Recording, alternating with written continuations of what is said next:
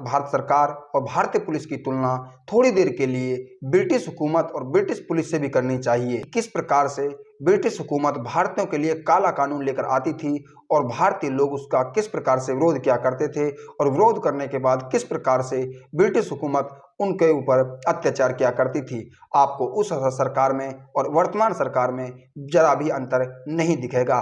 जब हमारी सरकार है, हमारे लोग हैं, हमारी संसद है, हमारा देश है, तो क्यों ना हमारी बात को प्यार से सुना जाए और हमारी बात को माना भी जाए, क्योंकि यहाँ अंतिम शक्ति जनता के पास है।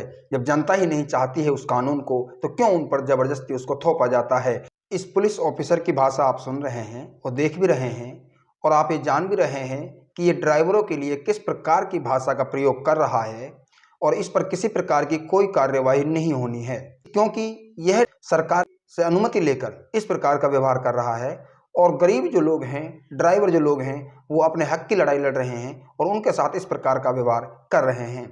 भारत में जब रॉलेट एक्ट 1919 में जब आया था, तो उसका विरोध भारतीयों ने पुरजोर तरीके से किया था।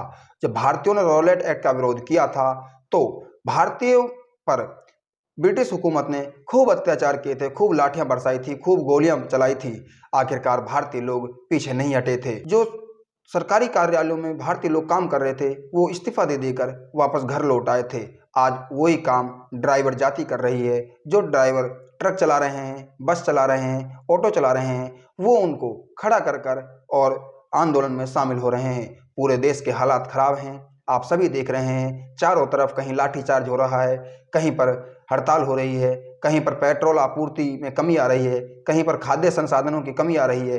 पूरी भारत की अर्थव्यवस्था डगमगाई हुई है। देखना ये बाकी है कि भारत सरकार कब तक ट्रक ड्राइवरों का सामना कर सकती है। ट्रक ड्राइवरों या फिर ड्राइवर जाति और भारत सरकार के बीच में जो विवाद है, इसको लेकर आम नागरिक भी बहुत ज़्यादा परेशान है।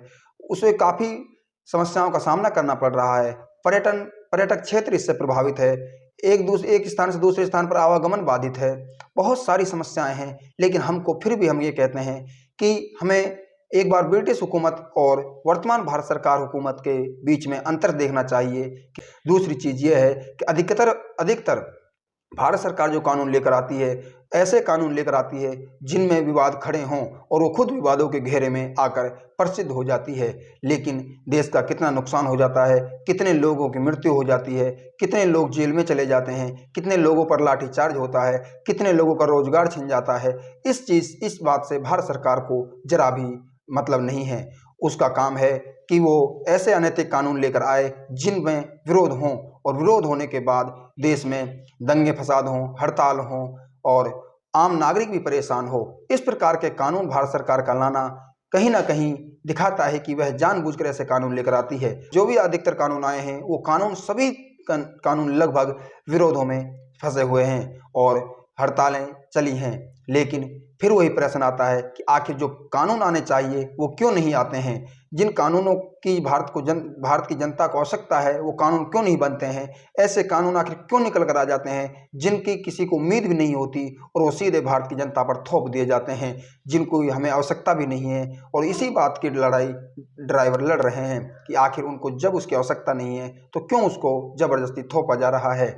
ड्राइवरों के ऊपर जैसे कहा गया है कानून में कि यदि कोई एक्सीडेंट के बाद छोड़कर भाग जाता है तो उसे 10 साल की सज़ा या उस पर 7 लाख रुपए का जुर्माना होगा।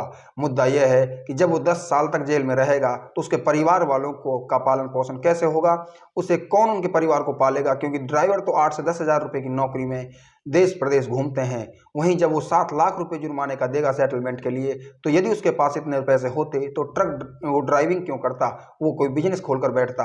तो ये बहुत बड़े मुद्दे हैं कि आखिर ड्राइवरों के लिए ऊपर इतना भारी भरकम कानून क्यों लागू किया जा रहा है, जबकि कानून पहले से था जिसमें अपील, वकील, दलील सारे प्रावधान थे और उनमें कहीं ना कहीं बचत हो जाती थी, ड्राइवर भी बच जाता था और सारी चीज़ें हो जाती थी।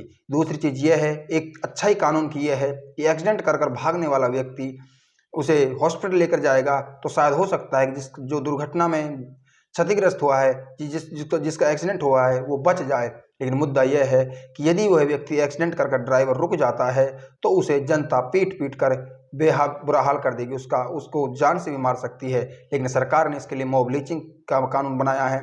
तो मुद्दा यह है कि जब आप ऑफर दे रहे हैं आगे से कि जनता उसको पीटे, तो मॉब लिंचिंग उसके बाद लागू हो। लेकिन इसमें तो बहुत सारे लोग जेल में जा सकते हैं, मॉब लिंचिंग करने वाले लोग भी जेल में जाएंगे, इधर से ट्रक ड्राइवर भी जेल में जाएगा। आखिर ऐसा क्यों? क्या ऐसे भारत सरकार ने इस कानून को सोच समझ कर नहीं बनाया था क्या? और फिर आप ये देख रहे हैं वीडियो में, जब उसका विरोध ड्राइवर कर रहे हैं तो किस प्रकार से उस पर अत्याचार किए जा रहे हैं। ड्राइवरों पर, जो गरीब ड्राइवर होते हैं, एक तरह से पिछड़ा हुआ जो वर्ग है देश का, उस वर्ग पर इस प्रकार से अत्याचार होना कहीं ना कहीं स्वाभाविक नहीं है। धन्यवाद।